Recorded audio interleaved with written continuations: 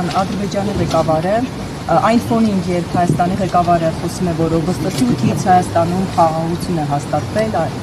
ուրիշ իրողություն ունեն հայ ժողովուրդը, ուրիշ իրողություն է ապրում, այդ ֆոնին Ադրբեջանի ղեկավարը խոսում է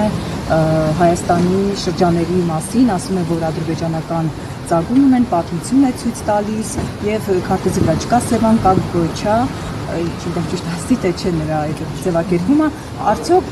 սա տարածքային նկրտում չէ Հայաստանի նկատմամբ, դուք ինչպես եք մեկնաբանում Ադրբեջանի ղեկավարի այս մեկնաբանությունը։ Անկեղծ ասած, ես սովորություն չունեմ մեկնաբանել մի բան, որ ինքս չեմ լսել կամ չեմ կարդացել։ Ես ինքս կկարդամ ըստ անհրաժեշտության մյուս առիթի ժամանակ դրան կպատասխանեմ, բայց այն որ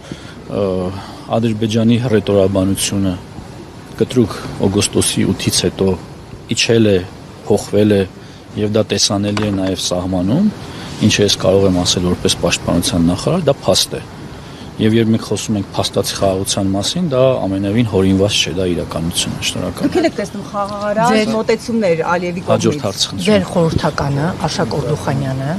ձեր անմիջապես քթի տակ հանցավոր խումբ է ստեղծում եւ այժմ կալանավորված է։ Մինչ այդ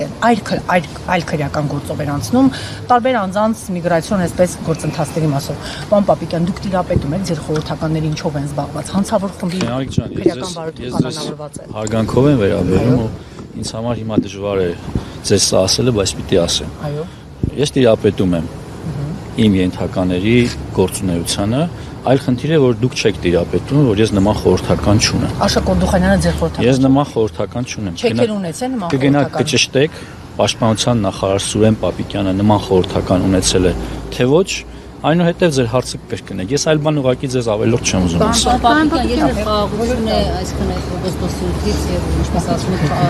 սահմաններում խաղաղ։ Ալիևը ինչու է մերժում Երևան այցը եվրոպական ղեկավարժողովի չմասնակցելու, որտեղ դա նշան կլիներ, որ